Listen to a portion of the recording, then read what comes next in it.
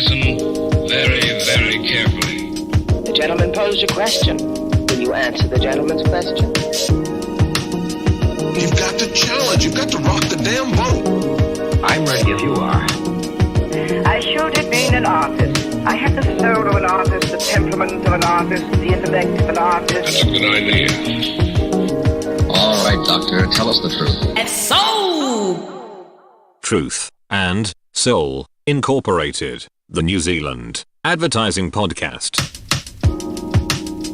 Today I'm talking to Shane Bradnick of TBWA Auckland. Shane was born in Zimbabwe and has lived and worked in South Africa, Australia and now New Zealand. We talk about his initial job, which was as a teacher, and what inspired him to stop wasting his time and instead do something meaningful like advertising. We discuss the difference between the advertising cultures in those different countries. We look at who's been the biggest influences on his career. Spoiler alert, not me. And talk about the one piece of work which sums him up as a creative. He's a good fella, so listen in. Welcome back to the Truth and Soul New Zealand advertising podcast. We've had a bit of a hiatus we called COVID-19, and through the lockdown attempted to put a couple together. One with Sir John Hegarty, which I think came out all right. One with Mike O, which was borderline. And I sat down and did a Zoom chat with Shane Bradnick, but we had technical problems, mainly caused by his cat, I think, and various malfunctions. And when I sent the tape into the professionals of this organisation, which is to say Franklin Road, who put everything together, they said that we could probably do a better one. So we now sit down, post the lockdown, but still with the world burning in flames of various kinds. I wake up every morning and I look at the news and I just can't believe what is going on, generally. But Shane Bradnick, thanks very much for coming down to talk about things, talk about advertising and life. How was your lockdown? I probably asked you that in the middle of your lockdown, but hopefully it was okay. Thanks, mate. Thanks for actually having me back. Yeah, that was a fun try on that via Zoom. I think my Zoom also somehow kept on logging out, so I went silent every now and then as well. So that was making me quite nervous that maybe I was sounding dumber than I really am.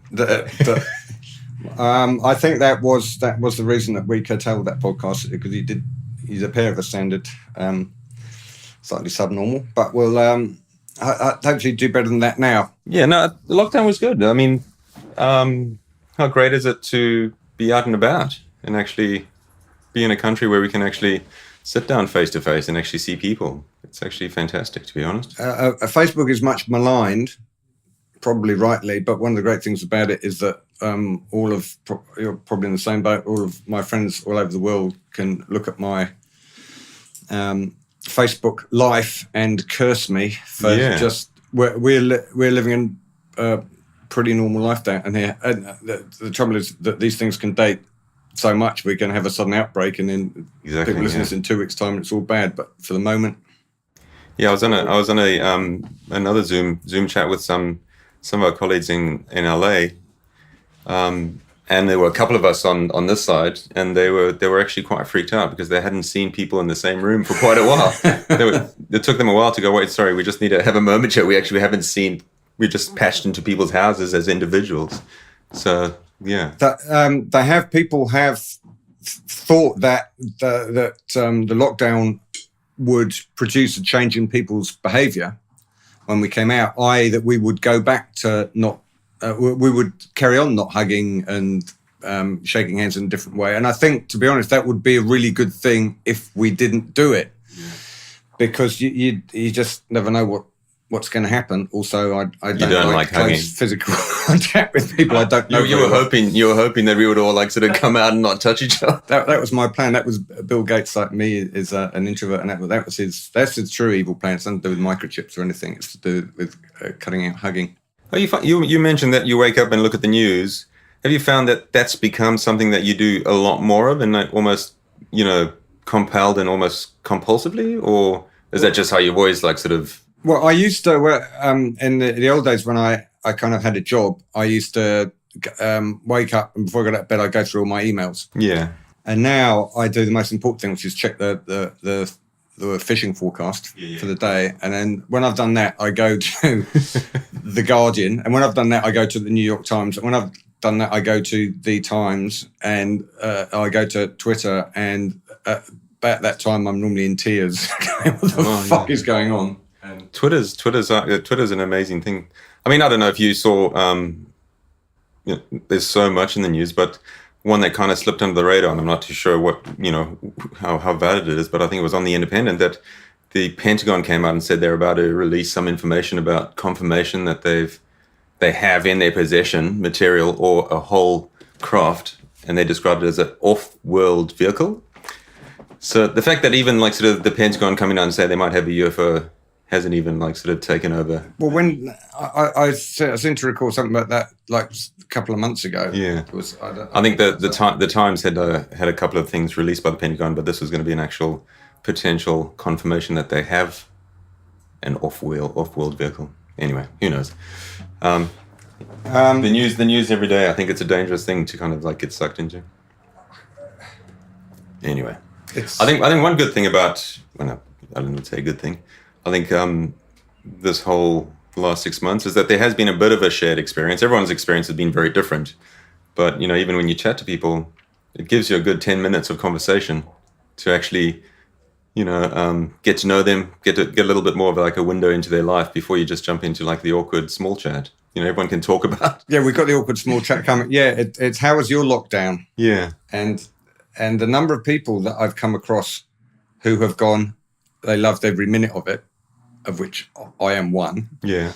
Quite surprising. I thought I'd be the only person. I'd be, like locked up at the beach with 2 dogs, sadly now 1. Really kind of reveling in the solitude and seeing no one apart from my few neighbours. And there's quite a few people who've had that. But I guess you've got a young family and not so much relaxation. I mean, it was actually quite enjoyable. It was lovely to be home for that period of time and be able to be with your family. Yeah, I think work was pretty relentless. I mean, those sort of Teams and Zoom chats. Yeah, one after another can be quite exhausting.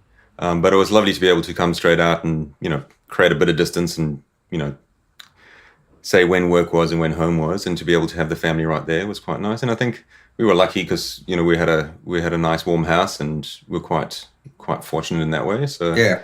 And I mean, I've never seen so many sort of suburban families take up things like cycling and walking around the neighborhood. All of a sudden, hobby, walking around. Everyone was all of a sudden like really active as a family, which was because I guess it was the only thing you could really do. And for me, as I love walking with dogs, I could spend all day walking with dogs. I'm sorry to hear about your other dog, George. George, yeah, and that was quite distressing. I won't go into it now, pet owners, but two things come out of that experience. For those of you who don't know, George was a staffy, and we were kind of inseparable for about 12 years, and he went downhill really fast at the end, and went away across the Rainbow Bridge. 2 things came out of that. One, the support from everyone was really gratifying. That a lot of outpourings of support, which really helped. And the other thing was for pet owners, I had got young Monty, who's a kind of George 2 clone, 18 months ago, and it made the whole thing, because I know that all dog owners particularly like dread that what's going to come, and having Monty made the whole process not nearly as painful as it might have been. I don't understand that. Anyway, so that's a public service announcement on behalf of pet owners everywhere. I guess at some stage in this conversation we'll talk about advertising. Talking about Zoom meetings, everybody seems to go, "Oh my God, it's so tiring! I've been on Zoom meetings all day." I haven't, because I've only been on a few. But is that worse than meetings than physical meetings, because you're always on, because you're sitting there staring at the camera and you know that people are looking at you. Whereas in your meeting, you can kind of drift off and look out the window and passers by and whatever. Nobody notices, but you can't do that in a Zoom. Is that why they're so tough? From my experience, it was a bit of that. I mean, I find normal face-to-face meetings, there isn't as much. There's a lot of sort of nuanced things happening. You can kind of look at people and see how they're feeling. In a Zoom meeting, like there's the absence of that. So, you're constantly like sort of trying to guess how people are feeling or whether what you're presenting or talking about is actually making sense or landing. I think the fact that you are on camera sort of does raise anxiety mildly, yes. I think, you're dead right. Like in a normal meeting, you might sort of drift off or you might sort of, be able to just stare off into the distance while you think. And people can kind of like still assume that you're paying attention because you probably are, but there isn't that need just to be always feeling like you're presenting the news in a way. Like sort of maybe one upside might be that Kiwis as South Africans aren't really good on camera. We've always sometimes made ads going, let's get some real people in until we put them in front of the camera and realize that they're terrible at being actors. Yes. Maybe we kind of like the one experience or one benefit is that we're all going to come out of this with more experience of like sort of talking to cameras and like sort of be aware of our acting abilities. Yeah. Well, and also I think like sort of one of the other reasons is that, people sort of schedule meetings, and normally in meetings there will be a few sort of, like maybe half an hour in between meetings where the thing that wasn't really chatted about in the meeting you can talk about afterwards, and you actually get a clear understanding of what was spoken about, or you're talking about ideas. Sometimes you can clear things up, and that's where some of the best ideas come from. It's like after a meeting, a quick sort of a casual chat. But these sort of Zoom meetings normally sort of back onto each other, so you never really wrap it up. So you still sort of full thought in one sort of direction, and then you just jump straight onto another one. So there isn't that little decompression moment in between. So and I think that everything has to be formalized. So you're not having in the days when I actually did something for a living, I'd wander around and go and talk to people. Yeah. I didn't have to make a time to do it. I just see that they're at a desk and I go over and have a chat with them for 5 minutes. And now it seems to be that you have to get everything for a time, and you put anything in for half an hour, that has to last for half an hour. Exactly. And I think, I find in an agency life, a lot of that sort of walking around, and you can actually see how people feel, or if they need a hand, or if they, when everyone's on a Zoom meeting, they're just a little picture, and obviously are trying to be their most presentable self. So you miss maybe some of that subtleties, like sort of, are they actually, do they wearing trousers? Well, until they stand up. Yeah. Well, talking about presenting, you've got, celebrity squares. You've got 9 different people looking at you. And so much of presenting is about reading the room, and it's very difficult to read the room. And then all these weird sort of etiquettes and rules came in where, when someone's talking and if it's a presentation, everyone puts their sort of microphones on mute, so you don't get any of that feedback. So you might be reading something that you thought was quite funny, and you just get like silence, and then that sort of throws you off a bit. Yeah. So you get. I'm so used to that. You just keep going. well, then you just go either like, was everyone being polite before, but also you need to keep checking in. Like, is everyone still there? Did that make sense? And so you constantly like doing this double take on everything you do, and I think that sort of leads to a bit of fatigue. I remember as a junior in London, when for some reason my boss decided that it was okay for me to,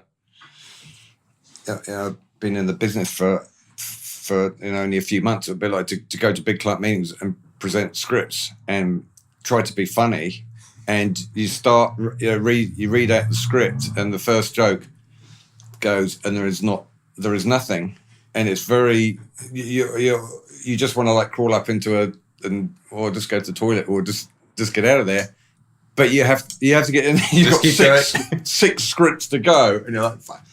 And at that, I kind of learned through terrible experience that you just talk louder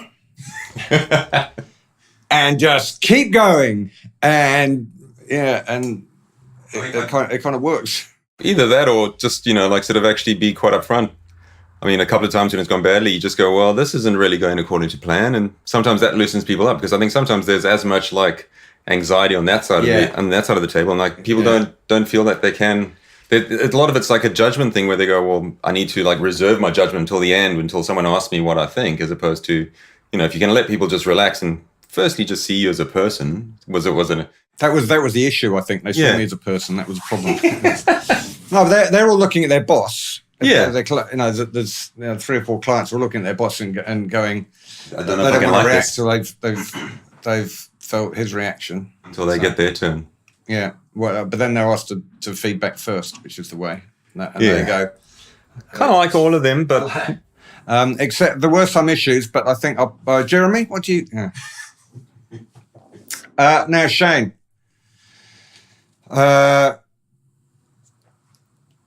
Hi, welcome. Formal time. Now, you're not from round here, are you? Ponsonby? No. No, I'm not. So you started. It's a bit odd because we kind of had this conversation 2 months ago, and trying to get out the pithy and interesting parts of it. But you started in advertising in South Africa. You moved. So it's supposed to be a question, not a statement. That you grew up on a farm. Yes. Well, I grew up in. I was born in Zimbabwe. Sort of moved to South Africa when I was sort of about 10 years old. Sort of grew up on a farm. My dad was a farmer.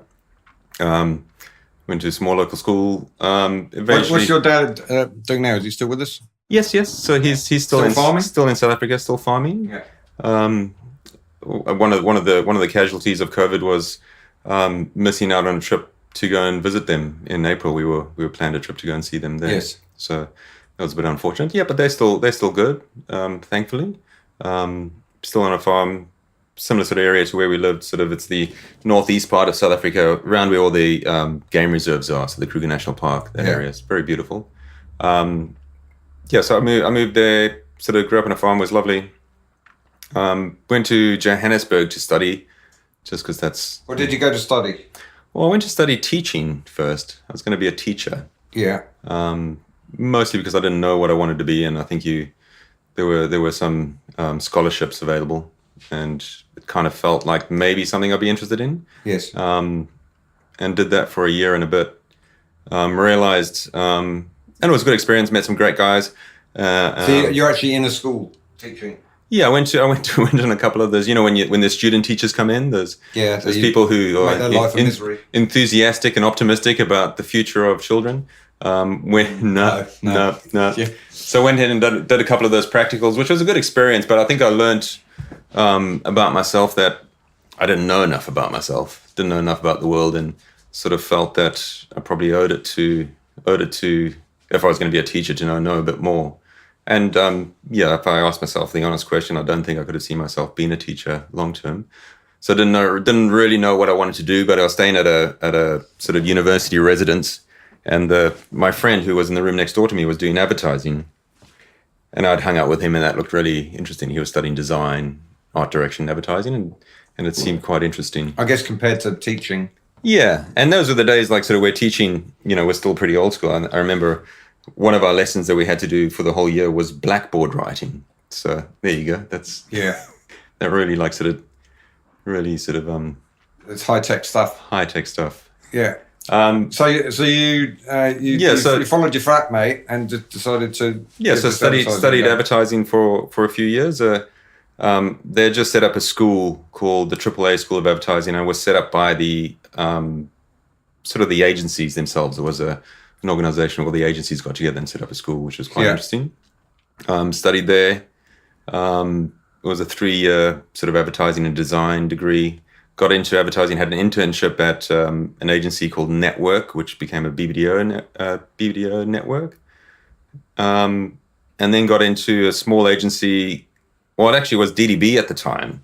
So I started at DDB as an intern. DDB Johannesburg? Yeah. And was as an art director? As an art director. Yeah. And a really good system in South Africa, which I think put me in good stead, was you go in as a junior or an assistant, and you actually are paired with a senior art director, and they're responsible for you, and you sort of just become their Yeah, don't use that word. Yeah. And for 2 years, I worked with a lady named Tanya Barker who taught me a lot. She was a great art director, classic old school art director. Computers had only just started coming in, but really smart at a craft, really clever. And you end up doing all their layouts. Anything they need you to mock up. You get to just be bossed around and learn the craft. But presumably you weren't getting paid very much. No, but it was more than I'd ever got paid before, so it felt like a lot to me. More than teaching, more than a student teacher. More than sort of working at a restaurant or a bar. And then, but on the upside, then you might sort of do all the dirty work and the sort of the menial tasks. You get to go to all the shoots, get to sit on all the briefs. Learn about the actual craft of art direction. Did you go up to her at times and go, that brief you're working on, I've had these ideas, what do you reckon? Yeah. And she laughed. And yeah, she was like, nice try, buddy. Yeah. But I think she was really sort of open to that. And in fact, most briefs that they did get as a senior team, she would like give me a crack at them as well. And then slowly you would do the less important jobs like, the McDonald's Happy Meal posters or, the packaging sort of inserts, or then slowly like sort of, a few like retail ads still being overseen by those people. But you knew that you were learning. It was a clear sort of space that you go, we know that you're a junior, you're a learner.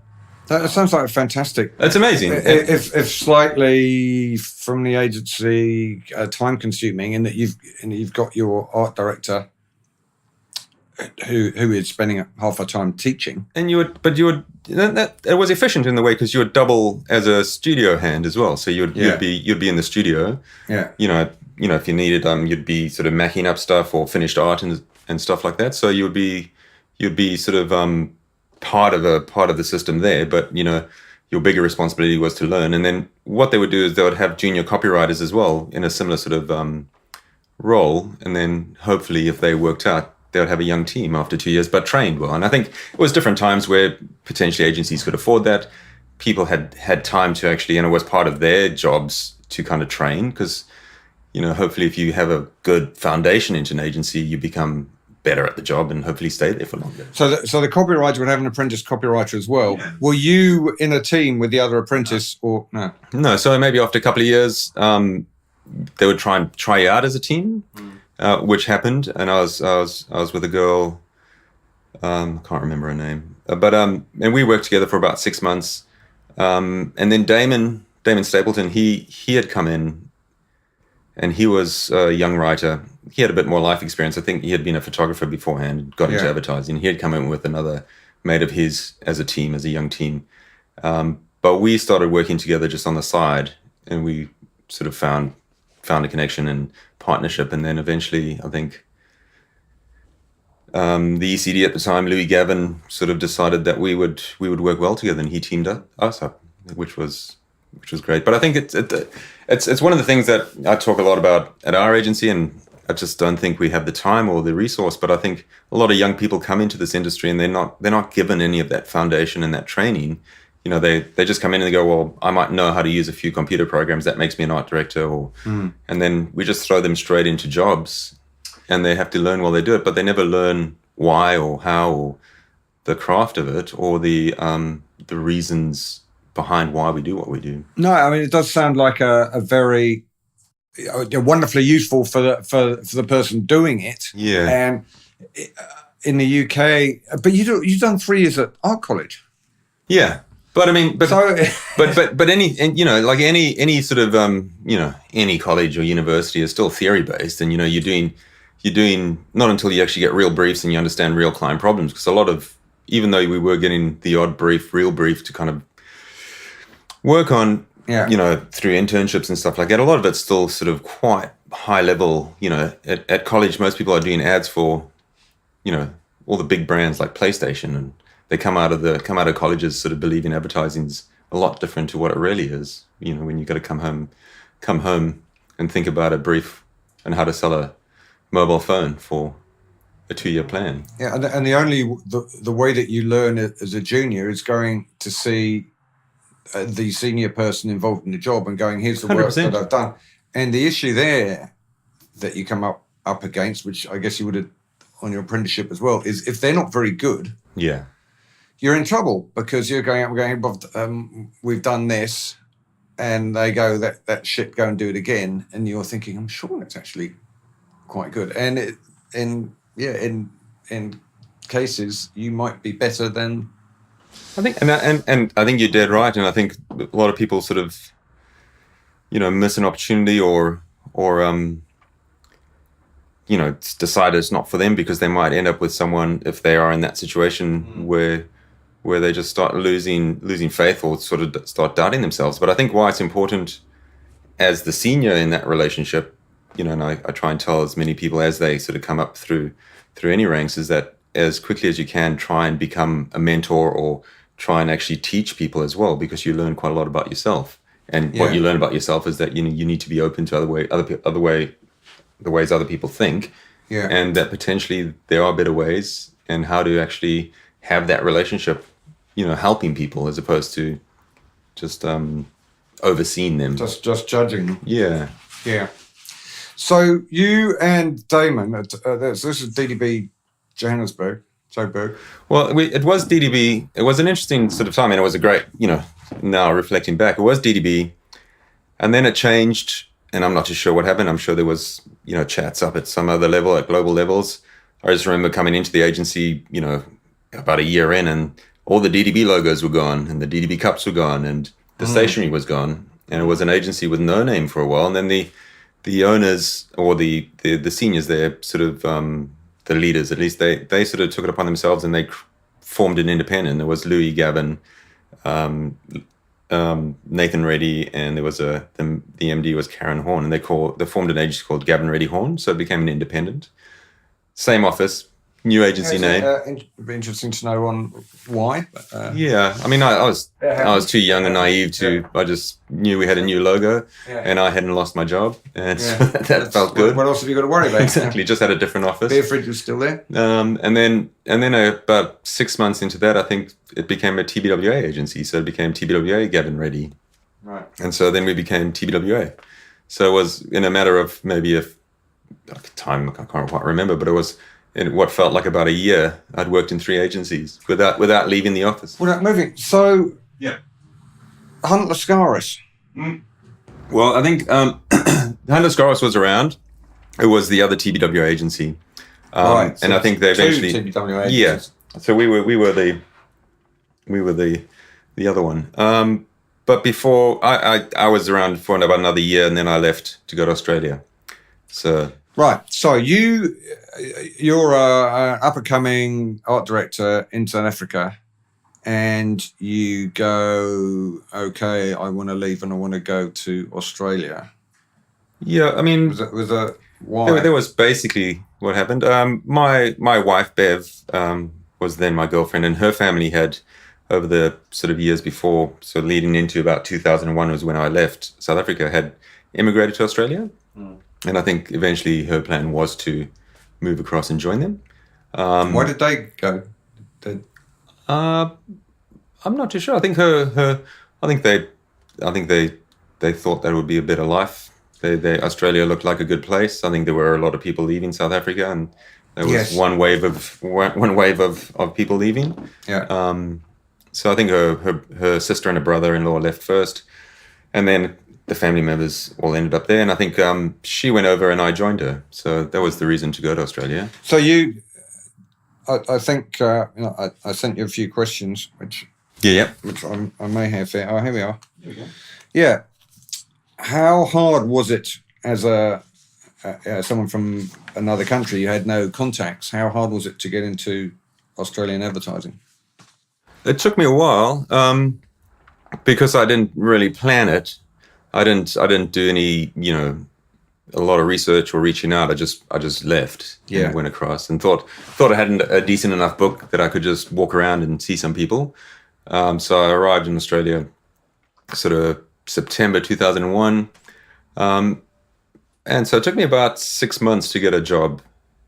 And why didn't you email people before you went and say, "Hey, I'm coming down to," because creative directors, as you know, are extremely lazy and try and avoid seeing anyone. And if you go, can I come and see you? I'm not coming for 6 months. I go, yes, absolutely, because I don't have to worry about that 6 months. And then you turn up and you're in. Whereas if you turn up and you go, right, can I see you next Tuesday? They're like, oh, I'm a bit busy. And Probably because I was a bit caught up in all the other emotional stuff, like leaving home and moving to a country and that's where we differ. You have like these emotional issues. Potentially sort of, hadn't really thought through that it might be hard. So there was probably a bit of arrogance as well, that I thought I had a decent enough book, and kind of felt that if I landed in Australia and just hustled enough, which I did do once I landed, I quickly got like a list of agencies, went and saw some people, and did go and see as many people as I could, showed them my work. I think Australia was going through a bit of a time. It was post the Olympics, so I think there was a bit of a slump there. So at least that's what everyone told me, until I realized I just needed to work harder. And then I realized I just had to get into the industry. And there's, whilst South Africa and Australia are similar in a lot of cultural ways, I think there's difference in humor and understanding the culture of Australia. So I just took a few jobs where I wasn't getting paid for a while. Found myself in a small agency doing a lot of real estate stuff. Like sort of there was a big building, like sort of a building boom, a lot of big apartment complexes going up, and this agency had sort of found its niche, sort of marketing those. And so I worked there for about 6 months and realized quite quickly that if I wanted to really get into advertising, I had to get in a bigger agency. So I found myself. But that sounds like almost like getting into advertising again. Yeah, 100%. And I think, and that was a great lesson, because I think one of the things a lot of people sort of never think about doing is maybe taking a step backwards to kind of get a couple of steps forwards. They build up this image of themselves that now I'm this, and now I've got this experience, and now I'm a senior of this, and never really go, well, maybe I've got a bit more to learn. So I'll try a step backwards or sideways, and actually take a moment to actually sort of observe what's happening and reflect a bit. So, and I was lucky enough to get into M&C Saatchi.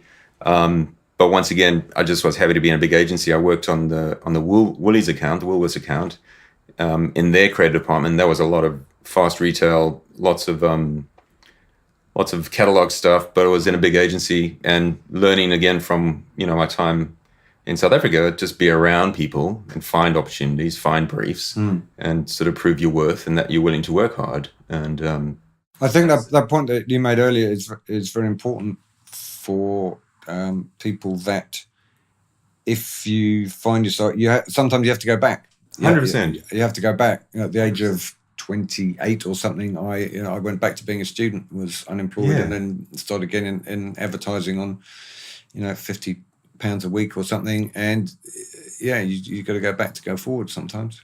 I think that's one of the lessons I've sort of learned over and over again in my life, is that I think when you reach a point where you sort of believe that you're one thing and that's all you're going to be, I think you're never going to learn anything more, and you close yourself down to quite a few opportunities. And I learned by going back and getting into an agency at a very was another junior level, but a very sort of retail level. I all of a sudden learned that my idea of advertising had been formed around creating certain types of ads. There was like TV ads or print ads, and in South Africa, like the DPS, double page spread print ad was the holy grail of coming up with something. But actually, advertising could be a lot more interesting. I ended up working in the direct marketing department of M&C Saatchi with, I think you might know a chap named Dave King. Kingy, yeah. Was he working with Gavin? Was that Gav, yeah. So we're lucky enough to have them sort of leading that. And, there we were making sort of really interesting work, like sort of DM, was a great learning curve, in the sense that, ideas aren't just expressions expressed in ads. They could be, things, or a way of communicating to people where you could connect with them in different ways. And so that, if I hadn't sort of taken that step back and got into M&C, which was a great agency, and there were some really, great people there, like Tom Mack, who ran it, was open to people doing that. And Ben Welsh, Ben Welsh, yeah, he's a lovely man. So he was the ECD there for the whole time I was there. He's gone on to DDB now in Sydney. Yeah, I think that a lot of the early practitioners of advertising, the really good ones, came in through a much more selling direct background. I'm thinking of Howard Gossage, or Gossage, as the Americans like to call him. Don't know if you're familiar with him. David Ogilvy was door-to-door salesman. Burnback I don't know about, to be honest, but certainly I think there was a grounding of understanding the sales process and then using that knowledge to create the ad. Yeah. Whereas I suspect that maybe now kids coming out of college, it's just make the ad. It's without putting the thought. I think that things like behavioural economics that Kahneman and his disciples, almost like Rory Sutherland, talk about a real understanding of the consumer, of what will make the consumer react rather than what you want to say. The part of you that you want to put up on the screen or on a piece of paper to show how clever you are is maybe not always the answer. Yeah. I think there's some fundamentals in direct that really sort of set the sort of scene. And I think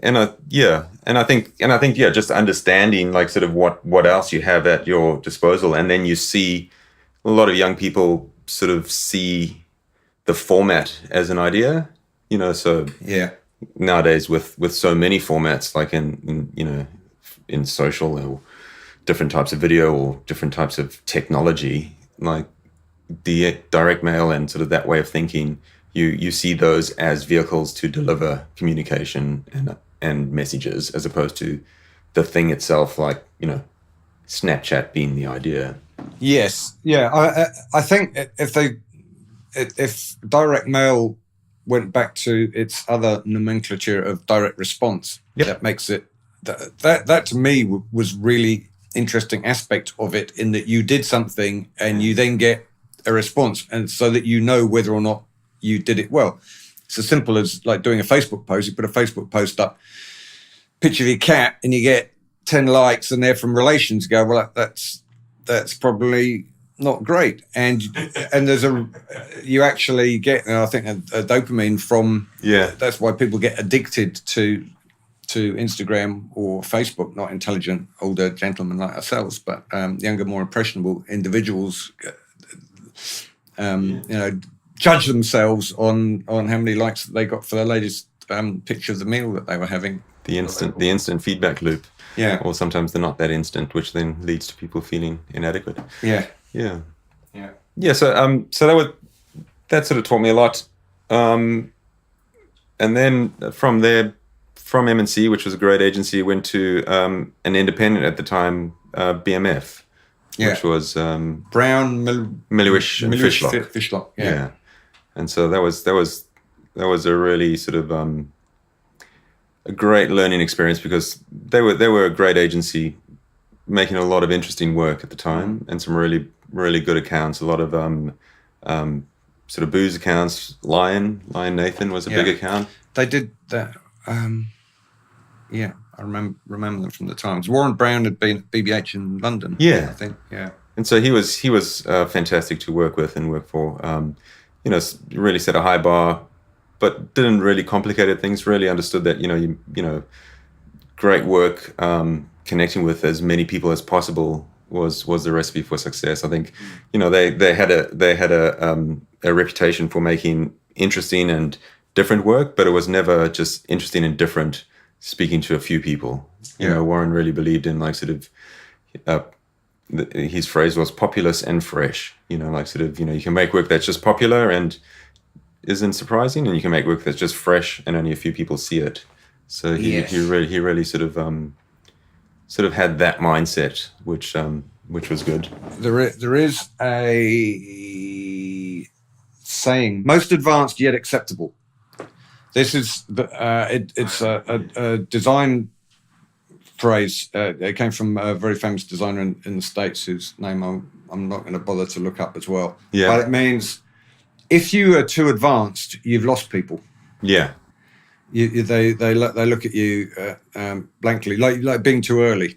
Yeah. Like you work on Boundary Road Brewery now. Yep. When we worked on it, we said to the guys there, we were picking up that craft beer was coming in cans, and we said, get ahead of the curve, get in cans. And no, people, craft beer is not cans, it's all about bottles. And we're like, look around the world. This is what's happening. Right? Yeah. And so they did it, put Boundary Road Brewery in cans. No one bought it. Didn't at all. So they delisted the whole thing, stopped it. 2 years later, they reintroduced it because everybody was drinking craft beer out of cans. Most advanced yet acceptable. It's in the future, but it relates to things that you understand. Yeah. You don't want to get it, which is exactly, I think, a different way of talking about what Warren Brown was on about. And I think it's it's quite obvious when you really think about it, because there's only a handful of people that want to be the first. Once there's enough people being the first, then it's acceptable to join that. Yeah, being the first doesn't often work. People talk about first mover advantage. Well, Apple didn't invent the PC. Xerox invented the PC. Facebook was not the first Facebook. MySpace, was it? I think was the first Facebook. It's not about being first, it's about being best. Google was not the first search engine, but it very, very quickly just became the best. I think, and going back just to South Africa, the ECD there, Louis Gavin, sort of right at the beginning sort of told me there's no formula to advertising, and then gave me the formula, which was the right amount of familiarity with the right amount of surprise, which is a similar sort of thing. Like, if too much surprise and people don't know what you're talking about, and it's too foreign. Too much familiarity and it's familiar and boring, and therefore why should I be interested? But if you can get that balance right, where there's comfort in what you're telling me, but there's enough newness and surprise, that's where you start to create some interesting. It's like ads are 30 seconds or 60 seconds. Movies are an hour and a half. Why? Because they are. Because that's what you're used to. If you go out to a movie and it's 50 minutes long, you're not happy because it's outside your understanding of the way that movies ought to be. That's why three-wheel cars never took off, amongst other reasons. Or if they're too long. So BMF was a great experience and a lovely time. Did some great work there. And just really different work and different people, and it felt like a good agency with good people and everyone sort of in the right sort of mindset. When agencies click. And I think they describe it as humming. Is that right? It's just everything is, you're all moving in the same direction, and yes, there are speed bumps and things. Doesn't mean it's easy. It just means that there's a collective ambition, and people sort of know what the deal is and what kind of work people want to make, and what people want to achieve, which is and then people want to be there. So I think it was, and they were successful. Warren and Matthew went on to create a successful agency. I think they were agency of the decade in Australia. At a time when Australian advertising, was embracing new agencies. I think sort of towards the end of my time, the Australian advertising got quite tricky and quite conservative in a way. And that was just happening around the world. I think the advertising, the marketing, and just the corporate world got really corporate and conservative, and it became the trend to have multiple agencies, and you had like 5 or 6 agencies pitching on business, which just never really didn't do the industry any good. No, pitching is the worst way of finding out who is best for a client to work with. But agencies throw themselves at it, and seems like they want to do it. No one's going to stop doing it, so it's just going to carry on. I agree. I mean, but we should look at ourselves as well. We do that every time we write an ad and get production companies to pitch for us. Production, yes. I've had high production companies. I've had production companies complain about that, but the amount of work that they put into the pitching is minuscule compared to what we do. Okay, it's one job as opposed to potentially going on. No, that wasn't meant to be conversation. cause trouble. I just think sometimes we are sometimes quick to blame certain processes where we adopt them ourselves sometimes as well. Yes. Yeah. Okay. I'm a hypocrite. No, that wasn't the point.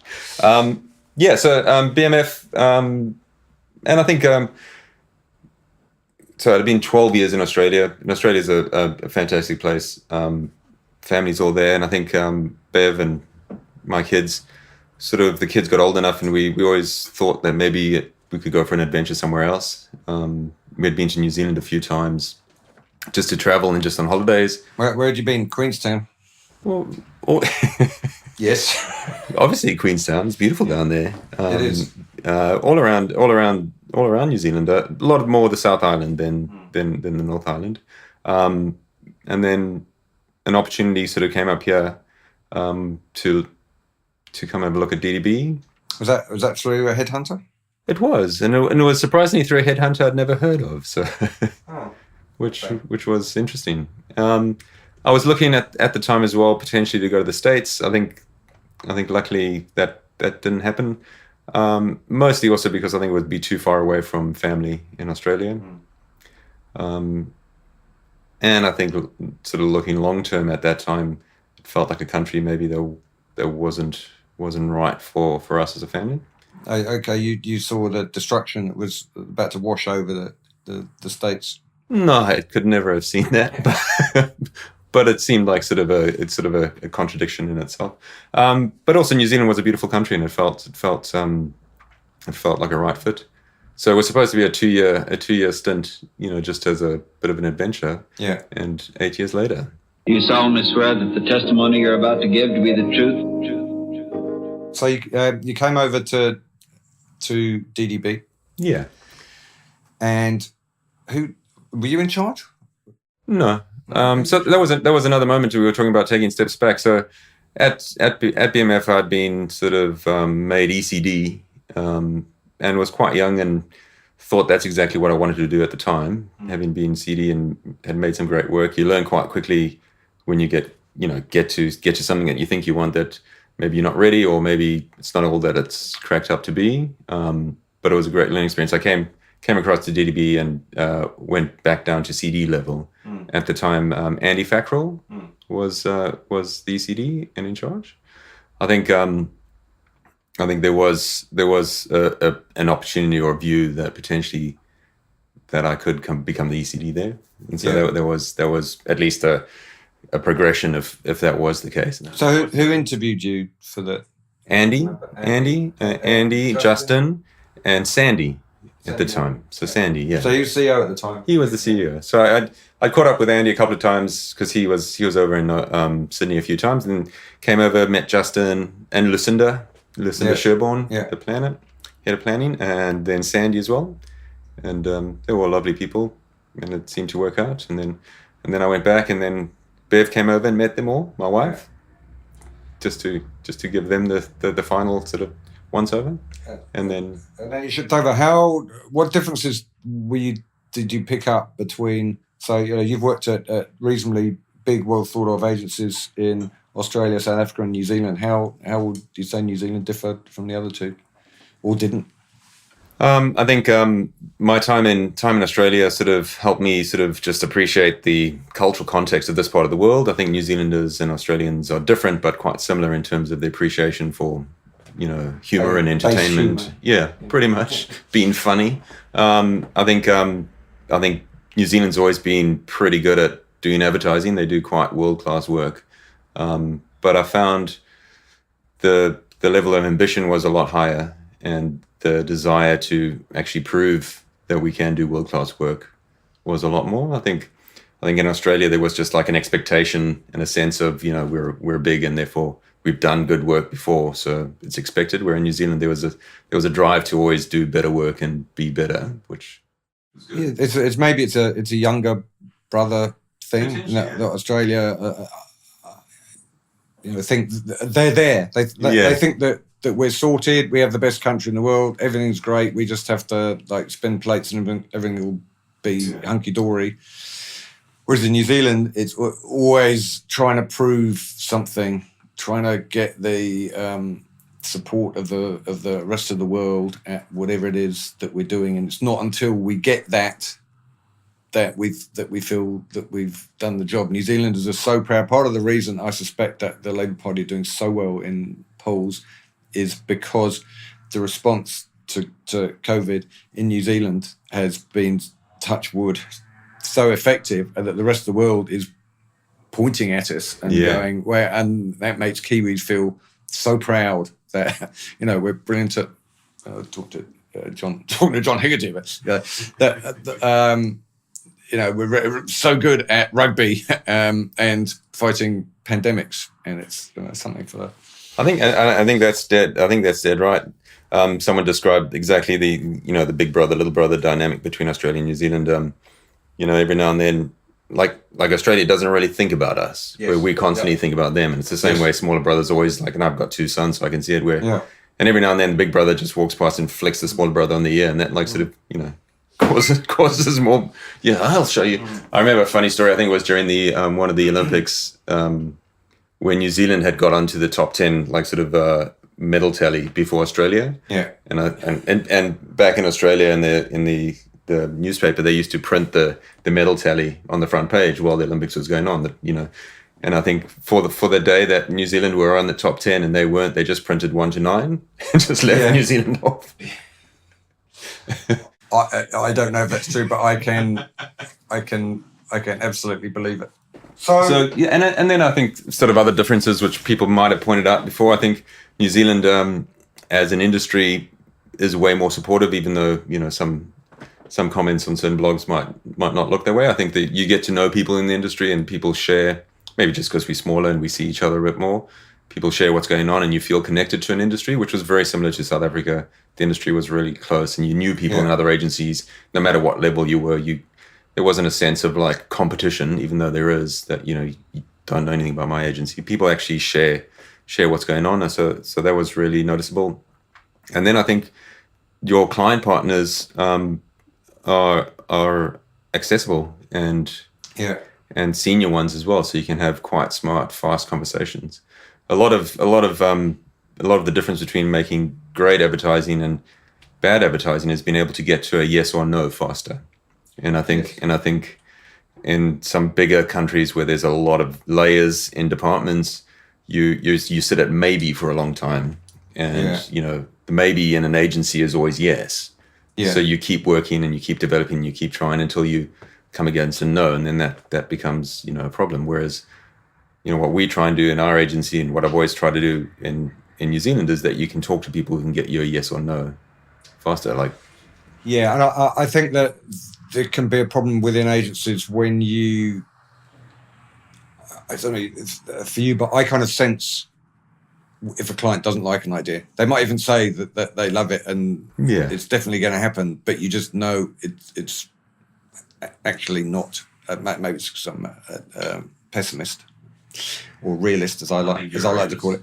But you just feel it, and or you know, the team will present and the client will go, oh yeah, you know, maybe, which to me means I fucking hate it. I never want to see this again in my life. And the team will want to go back and represent it 3 times, and you're like, guys, it ain't going to happen. And I think, in New Zealand, if you feel that, you can often a time phone that person straight afterwards and actually get an honest answer. Yeah, and then have to go an honest no. Yeah, well, that's better than an honest maybe, or and I think dishonest maybe. And I think I mean it's also a Kiwi trait. It seems to be polite all of the time. So not a bad trait. No, but sometimes that politeness is, particularly when it comes to work and presenting ideas, they'll go, okay, well, let's see where it goes. If you want to work on it, you know, well, that's the classic Kiwi now. Yeah, boy. If you think there's something in it, okay, we'll see where that goes. So I mean, I really enjoyed my time at DDB. Did some great work, there were great people there, you know, sort of. I think obviously you've been there, and there's been some great people through DDB. I think it's a really, really strong agency with a good, strong leadership. I like that. You've been there, and there've been some really good people through it. Well, there was supposed to be you've been there, and there's also been other good people as well as you, Paul. You can edit that one out. Look, that's fantastic. Oh, well, thank you so much. So it's coffee, for those of you not watching in colour, coffee has just appeared. An HD. So, I think they were listening downstairs and could tell that we needed some stuff. So cheers. Right, so you're at DDB for several years, and I'm going to hopefully talk to Marty next week. And that's big news. I have listeners, Marty O'Halloran, who is, chairman and CEO of DDB Australia and New Zealand, it was announced that he's going to run DDB globally from New York. The difficulty is getting him up there.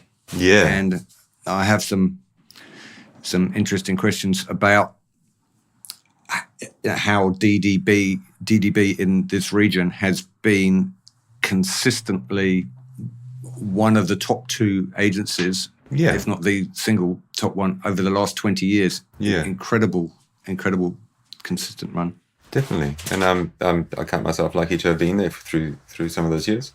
Yeah. And Marty, congratulations to him. That's a big role. And also I think it's great to see people from this part of the world take those jobs. I know now at TBWA I'm at, our global CEO is a guy named Troy Rahanen. He's Australian as well. So yeah. Very, very Marty-esque in his stature. Yeah, so but that's going to be an interesting time in New York to Australia. You're talking about people from this part of the world, but they appear to be Australians, Shane, rather than. I think if you have Marty in here next week, if you pressed him, he would say that he's Australian, but his heart's in New Zealand. Yes, I will, and I will press him.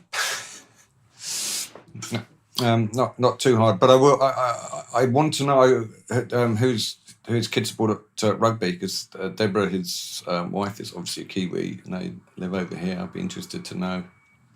Yeah. The affiliation. Not that anyone plays international rugby anymore, or sport generally, for that matter. So you got a call from somewhere, from a headhunter you'd never met before, or whatever, to hey, why don't you come over to be ECD at TBWA? Yeah. So no. Is it called?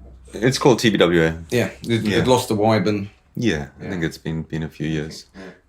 Yeah, so I met Catherine Harris, the CEO now at TBWA. I met her sort of early 2018, and we spent some time together chatting and sort of understanding where the agency's at and sort of what she saw the opportunity as.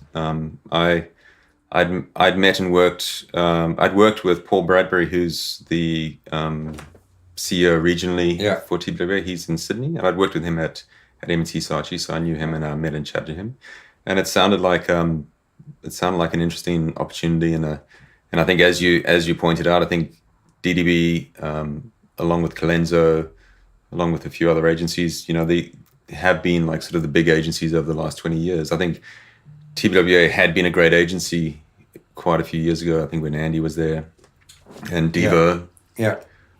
And so it seemed like an agency that could potentially get back to being interesting and formidable in this market. And it seemed I got on with Catherine really, really well, and there seemed to be a good plan there. And it felt like an opportunity. I think whilst I was still enjoying my time at DDB, there was just a part of me that, like we chatted about, sort of going back or going into another position where you learn something new, and have an opportunity to see if you've got what it takes in a good partnership to create something that's interesting and different and potentially could be good. So, and I think it will be. So that brings me on to one of the written questions, because we're highly professional here at the Truth and Soul podcast. Who would you say you've learnt the most from in your career? Can I have 4 people? Okay. So I go right back to Tanya Barker, the art director that I was the assistant to. She taught me, a lot about art direction and advertising. I think what she taught me, which has kept me in good stead, is in an agency, if you are involved in anything or touch something, as she said it, you have to be willing to take responsibility for it. And I think even if someone asks you an opinion or ask you what they think, or just to help out on something, you have to see it as if it's your own project or own job. Well, that could be difficult because someone goes, "Oh, hey, I've just done this ad. What do you think?" And you go, "Well, you need to completely re-edit it, change the music. The end line doesn't really." Where do you stop?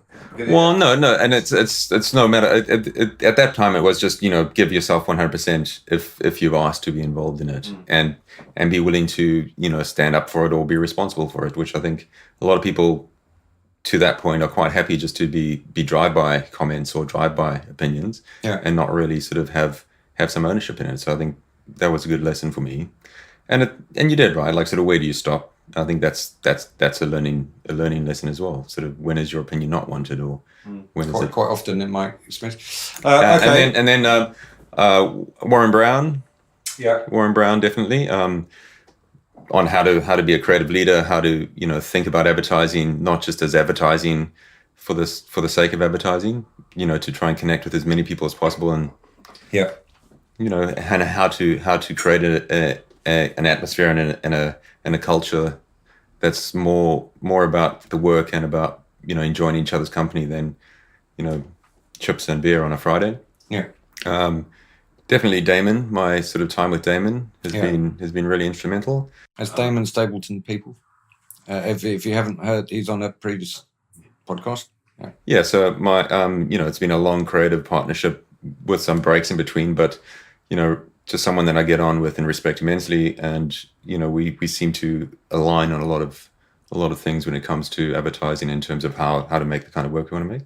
And then I'd say more recently probably Catherine, my business partner, just her passion and sort of smarts for the business, and being quite an innovative and modern leader that sort of sees our business as a creative business, not just a business that then has a creative department tacked on. So so those would be the 4 people that I've learned the most from. That was 3, wasn't it? No, 4. That was 4. Right, yeah. I asked for 4. You said 3. I snuck in another. Hey, we're creative. We're not good at that. So this is always my favourite one, and I hope you've got one. What's the biggest mistake that you've made in your career? Funny enough, with my notes, that's the one that I haven't got an answer for. Come on. I'm not gonna say like there were no mistakes because there were learning curves. I think mistakes probably. What at the time you go, oh fuck, this is bad. But now looking back on it, you can laugh. Well, normally what happens in those situations, like sort of from thinking back, they at the time, they're the details that you missed out. I mean, quite practically, I remember I was responsible for mocking up a DM pack that was going to go to nearly 50,000 people.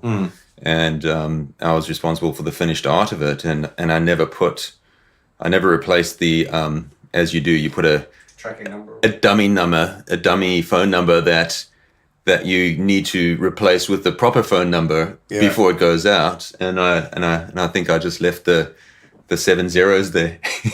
That's a good one. And never picked it up until the 50,000 DM packs were printed. So when that was discovered, how did the conversation go? Well, I think it's like those scenes in the movie where the background moves really quickly towards the back of your head. Yeah. Because I don't think that there's nothing you can do. I think. Yeah, but someone comes up. Was there a lot of finger pointing, or they just? Oh no, I think it depends on who you work with. Like sort of the person probably was shitting themselves more than me because they were the accounts person, and sort of quietly said, "So we got a problem," and I was like, "What?" Like, and as we've been trained to assume that maybe the clients changed something, and no, we have to solve the problem. And I was like, "Okay, well, what is it?" And she said, "We don't have a phone number on the 50,000 DM packs." Just rubbish. Look, there it is. Look, and then you go back and check my artwork. Oh no. So I think we had to take it on the chin and get them reprinted. Although that would have been checked by 15 people. Yeah. So so I think not entirely your fault. So I think what happens, and when you're in a good agency, I think sort of good agencies sort of have collective success and collective blame. So I think everyone Yes. goes, bad Yes. agencies where there's Yep. individual success and individual blame. So I think collectively everyone went, yep, it's a stuff up. Obviously it had to go through the process, and the process dropped the ball. It originated with you not putting the number in. You idiots. But So we had to get it reprinted. I actually found that Marty Allen was great at that. On occasion, I've had to go, Marty, this has happened, and I take responsibility for it, and it's going to cost the agency tens of thousands of dollars, and he's been no trouble. I think that's the key thing in that experience. A good learning, but like sort of a good learning in general is that if you know something's wrong or going off the rails, the longer you keep quiet, the more people are going to hate you. Yeah. But if you jump ahead and take responsibility and go, hey guys, this has happened, or I can see that this has happened and 100% my fault, then people go, okay, cool. How do we fix it? And I think because we only really have one currency in this business, and that's time. And I think that's where people sort of freak out. Like the longer you take to kind of tell people that things are wrong or that wasn't your fault, you have less time to actually fix it. I think we have money as well. I think that's a currency. Yeah. I mean, I was talking about this industry. Currencies. Didn't mean to be picky, but. So who taught you how to be an ECD? This is the reason I asked this is that talked about this with some other illustrious guests, but there's no course. There's no how to be an ECD course. CEOs don't know how to do it because they've never been a creative person. And but I guess Warren Brown maybe did with you. I think what you, I mean, it's a yes, you could say Warren or one person. I think. Sorry, I'm running out of space for my coffee cup. I think you when you get told you're going to be an ECD, you feel good, and then you're scared. I think it's a collection of creative leaders you've worked with. That's monkey see, monkey do. No, not necessarily. Like, so for example, working with Dave and Gav, you learn certain things, and you can appreciate that. And I think it's the collection of experiences that you have that give you the confidence and the know-how. But I think Warren would be the one that sort of gave me the best advice and the best sort of guidance around doing it. Yeah, because I think there's a difference between knowing physically what you have to do. You have to look at work and like it and potentially change it and present the big work and hire and fire people. But the bigger philosophical, what am I trying to achieve through my job for the greater good of mankind, for the greater good of the agency, and understanding that because in the old days there were the craze, all I care about is the work. I just want the work. Well, there's a lot more to it. I think. I think if you are fortunate enough to get into that position where you become an ECD, I think you got to ask yourself, sort of a month, 6 months, a year into it, do I want to be an ECD? Because I've spoken to people who have made it there, and they think this is where I have to go because my career progression gets me there, and then realize that actually what they really, really want to be is just a really good senior creative. Because you're dead right. Because I think you can't just. What happens when you become a ECD is that you sort of you go from being an extremist to a diplomat. And I think when you become an ECD, you have to see more of the bigger picture that's happening around you. You can't just be like, sort of, this is an idea and I believe in it, and I don't care what else happens around me. We got to make it. So I think that's the part that you got to come to terms with and actually understand that there's a lot more going on than just.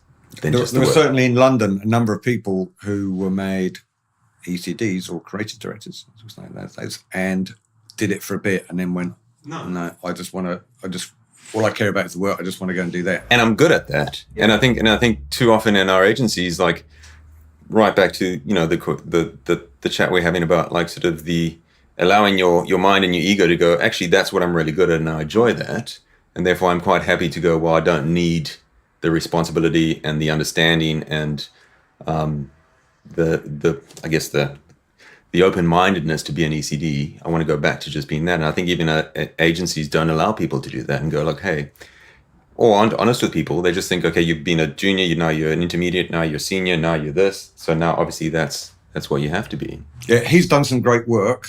This was always a thing in London. He's done this fantastic work. So let's make him creative director. Let's stop him making that fantastic work and put him to that.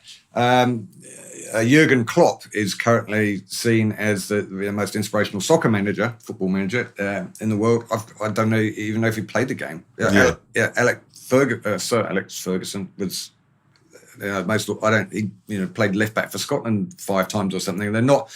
Lionel Messi will not necessarily make the best coach. And doing knowing what good work is helps. Yeah, but you don't necessarily have to have been producing it all your life. And I think what really makes a good ECD as well is being able to understand the role creatives and creatives play in the agency, and knowing that it's one part of the agency, but it has to work in harmony with all the other parts. And I think sometimes creatives struggle with that because they are filtered from the rest of the agency. I mean, yes. They're filtered from like what really needs to happen to sell great work sometimes. Yes. They're filtered from what really has to happen to get the right partners on board in terms of production or that to actually make great work. And I think you need to understand that a little bit more intimately rather than just your part of it. And I think sometimes, I think the first year of being a CD, then even to an ECD, I think you are going to be a bad one. I think, and it's whether or not you're consistent. You still are. Oh yeah, definitely. I'm at that as. Sorry. But I think in that if you get through that first bit, you have to decide whether you like that part of the job. That unfortunately, like sort of that part when I'm the analogy of being an extremist versus diplomat, whether you are okay with sometimes seeing work as just one part, like the actual work, the creative work, as being one part of the job, yes, as opposed to only wholly seeing that as the most important. Yeah, I think awards have a lot to blame for here. It's if you charge and maybe even financially reward the ECD for winning awards, then doing award-winning work becomes the sole focus of his job, as opposed to doing good work that makes everybody happy and sells the product and keeps people in jobs. It's almost counterproductive to go, never mind that bit. You see those shiny baubles, get some of those and you're doing a good job. It doesn't quite ring true to me. No. I mean, I know one of your questions that you wrote down, which was... one of my intelligent... What would you do differently if ad awards didn't exist? Ah, yeah. You get that one? That was a question? Yeah, what a great question. It was a good question. That's a really great question. What would you do differently if ad awards didn't exist? Probably sell and make better work. Because I think over the time at DDB and definitely into TBWA, I think awards have a place in our industry. I think what has happened is that there's been just this inflation of awards. I think we worked out when we were at DDB that you could enter about 26 shows a year, which is like one every two weeks. Yeah. Which means if you're working half your year just on awards, that's a very inefficient agency. So I think being selective on the ones that do matter, so a handful, and I think there are a few awards that really do reflect like sort of quality work, particularly the international ones, and supporting your local shows is really important. I think DNAD are really big international ones that you do see great work at. And then I think having a good support of your local show is just a great way to kind of keep your industry sort of in, like sort of connected and, celebrate great work. But I think if awards didn't exist, I think you wouldn't be, I don't think creators would be as single-minded towards trends and what won last year or what won the last one, and therefore trying to replicate it. I think clients would be less suspicious of motives, so therefore be way more open-minded towards work that might feel interesting and creative, because they won't just see you as an agency trying to sell them something that they think you want to win an award with. Yeah. And I think you would probably find more interesting solves to the real problems that our clients have. So I think whilst awards sort of feel like sort of they open us up to kind of creativity and great work, I think what they do, if you're not careful, is put blinkers on, where you're just making a variation of the same style of work. Yes. Yes, I think it's a very interesting question that I asked you. Shane, what was your answer to your question? Well, here's the thing. The answer should be nothing. I'm not saying that's the answer you should give, but it should be. It should be. I would do exactly the same thing, but you wouldn't. And nobody would. And as you say, I think it's affecting work negatively. Yeah, I think you did right. I think you did right. You would do nothing different, but I think you would do nothing different, but without the external factors seeing you as being. No, I think you would. When you get a new briefing, it should be, well, that's an interesting problem. Yes. Let's put our brains together to try and solve that problem, as opposed to, oh, that's an interesting brief. I reckon we could do an award winner here. Yeah, and I mean, I would. The only thing I would challenge is that and maybe it's me, I think less agencies are thinking that more and more. I know. At our agency, we try and like sort of approach each brief exactly as that. Like sort of what is the problem? What is the most interesting solve for this? What is the thing that's going to be the most effective, but in a way that actually creates some sort of I guess just cultural awareness of it, or actually makes an impression in the world beyond just something that's going to be disposable within 4 months. I think, because it will work better. I think what people forget, or what can get forgotten, is that creativity is not the end goal. The end goal is effectiveness. The end goal is to solve whatever problem that you have to solve, and creativity can help you to do that. But it's not the end, which is why New Zealand marketers were asked survey, a year or so ago. It's like, what is the most important thing that you look for in an agency? And number one was creativity. I'm like, and number two was effectiveness. I'm like, how can that be? Your job as a marketer is to sell whatever it is you're selling. It's not to produce creative advertising. It's to be effective. And how can you rank creativity above effectiveness? They might well be lying, and they might think that creativity was the correct answer to give. And creativity is as Bernbach would say, the advantage that you have. It's a cheap advantage that you can have, but it's not the end in itself. It's the means towards effectiveness. Yes, 100%. Okay, violently in agreement there. If you could work at any agency in the world, where would that be? Obviously, TBWA Auckland. What a politician! No. Honestly, I think it's been a good whirlwind 18 months, and I feel that we're becoming the kind of agency we want to be.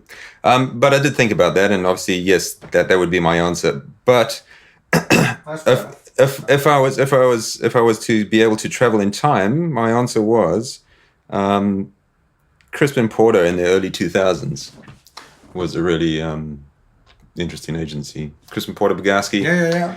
I know. At the time when I think they were doing, and they might have been, back to our previous conversation, chasing the awards, but I think they were doing work that broke a lot of the molds. Things like Subservient Chicken, or even like bringing back The King, the stuff that they did with Minnie. Yeah. I think there was an energy in that agency that formed a lot of the way modern agencies think before they became modern agencies. I do like that travel back in time. I think that's a really interesting addition to that question, which I might use in future. And I think maybe because they were an agency that, as I was coming up in my career, I was keeping an eye on, because I think the work that they were doing felt fresh and different, and did inspire me to try and do different kinds of work. And it did. I think actually in awards time, I think there was definitely an element of, and it happens in award shows, of Crispin Porter did it, therefore it's good. And every year they might have won an award, but it wasn't following on what they did. No, but it's if an obscure little agency had done that no one had done it, you'd have gone, that's a bit weird, but yeah, on your bike. But Crispin Porter have done it. It's brilliant. Finally, because I haven't actually talked in depth about your work. Mm-hmm. So another piercing question to the heart of the matter: what is the one piece of work, and you're not allowed to have 4 for this, I might let you have 2. What is the one piece of work that you've done which kind of sums you up as a creative person? And it doesn't have, it might be the most successful, but the piece of work that you go, yeah, that's me. This was a question that you gave me earlier, so I had time to think about it. Yeah. I am a little bit of the mind that you should. I know that some creatives say like you're only as good as your most recent work, but I would have to say is our latest bit of work that we've done here in New Zealand for ANZ, their Healthy Home Initiative, which was a big campaign, but one of the pieces out of there was an artifact called Mr. Humphreys. I don't know if you've seen Mr. Humphreys. Mr. Humphreys is a... So Mr. Humphreys is... The problem we were solving was, obviously, in New Zealand, there's a lot of homes that aren't fit for the environment. There's a lot of unhealthy homes, cold, wet and damp. And the brief was to promote their Healthy Homes Initiative, which was interest-free top-ups to allow you to put either insulation or heat pumps into your homes. So yeah, for those of you not from New Zealand, I think this is a problem that I have in places in Australia too. In that it's generally quite warm, not as warm as in Australia, but it's generally the weather is okay over here, and you only need heating for probably 2-3 months of the year, and therefore, if you're making cheap housing. In the old days, they just didn't bother to put any heating in. Put another jumper on. And and I think one of the insights in the whole project was that New Zealanders also are slightly in denial that it does get quite cold here. Met with the mentality that like you should just tough it out. So people are living in their homes, wearing beanies and like a couple more jumpers, and unfortunately the homes are not fit, and a lot of people actually suffer. Particularly kids. Yeah, I think an interesting fact, obviously, which we didn't really sort of push into the work, was that more people die from health-related diseases due to cold houses than people die from the road toll a year. Yeah. So anyway, so the basic sort of problem was to actually tell people that potentially their houses aren't healthy, and that's quite tricky without scaring people or the first question that arises is like, how do I know whether my home's healthy or not? Yeah. So there was a big sort of campaign around the awareness of the fact, awareness of the product, but we created the artifact, which is a little ram, beautifully designed. His name's Mr. Humphreys, based on the fact that it's humidity and cold, freezing Humphreys. Any particular reason why he was a sheep? Well, we went through a male sheep. Well, we went through quite an intensive design process, but essentially what he does is he's something that you can care about. So actually creating a character that you would care for, both kids and adults can relate to it. But what he does is he's an indicator to how healthy your home is. So we didn't want to create like sort of technology or plastic waste that potentially would go into people's homes and in landfills. He's purely sustainable. But we've found a way, and working with a guy in Canada who can program wood. So he uses a process it's a hygroscopic, so how wood relates to moisture. So he's got little curly horns as a ram would, but if the moisture goes above a certain level of humidity in your house, his horns point up. So that's an indicator that your home's too humid, and his face has got thermochromatic ink on it. So the colder your home is, and it's been programmed to to the exact temperature where a home is either healthy or unhealthy. His nose goes blue. So he's a character that you can identify with. New Zealand, sheep. He's got like a little woolly coat. Something that you can kind of like learn from, but also an indicator to whether your home's healthy or not. And so creating something like that, going through that process. And that's out in the market? Yeah, that's out there now. Yeah. So I think in terms of, and answering that question, why I think that piece of work sort of defines or, is the kind of creative I am. I think firstly, it's a great piece of work to answer the problem. I think it's interesting work. So it's, multimedia. It's got the usual advertising, but it's got something interesting that you can talk about, get into culture. And I think it's the first piece of work that we've done as a new agency that's sort of helped build the agency into the kind of place we want to be, where we create interesting work. Yeah, it's got everyone together with the agency, everyone behind it, something that you can all be proud of. Yeah. So, well, thank you so much. Thank you, Paul. Shane. Thank you for doing this again as well. It was lovely to see you in person as well. It was. It is, I think, a lot because you can read the room. Because you can see what's going on, and definitely that's and also in a sense because we've done it before, that you could kind of self-edit it into areas that it kind of know what's going on. But thank you very much for sharing that with us. Good luck with TBWA New Zealand, the only agency in the world that you want to work out, unless you could go back in time, travel back in time. And well done for Mr. Humphrey. The piece of work that most represents you is a wooden sheep with a blue nose. So well done. Thanks for coming on, Shane. Thank you, Paul. Appreciate it. You've been listening to Truth And Soul, the New Zealand Advertising Podcast. Okay, so thank you very much to the usual suspects for putting this together. Jonathan, Vanessa, Cole, Shane and the rest of the crew from Franklin Road. Drop me a line at paul@truthandsoul.co.nz if you have helpful comments, unbounded praise or fishing tips. Now, we have a few people who are keen to come on, and hopefully we can arrange that before too long. Organisation has never been my strong point, as many will attest, and we had a few issues with COVID-19, obviously.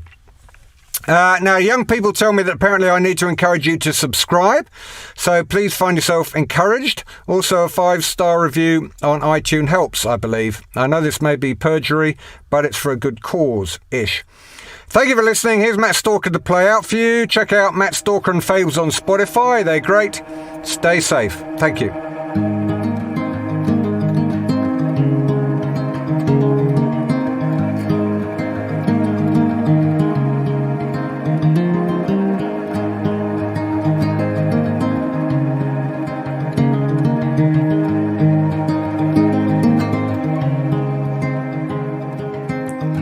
On the farewell drive,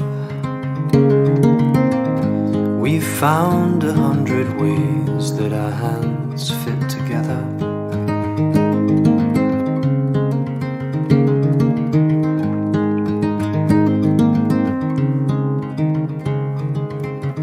Centrifugal force pulls us apart as we spin.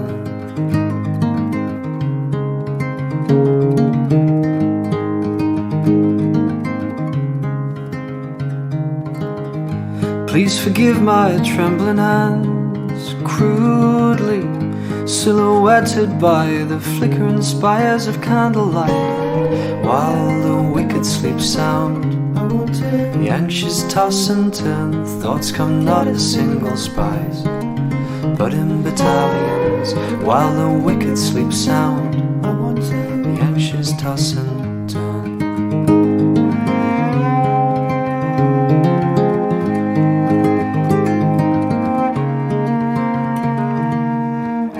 And it's at times like these that we understand our Father's fascination with dendrology. The family tree is losing its leaves.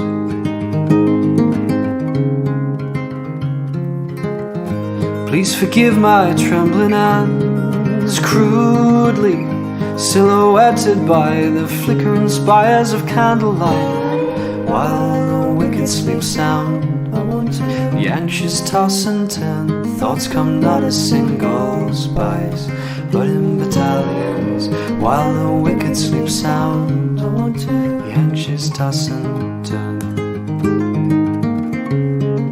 the anxious toss and turn.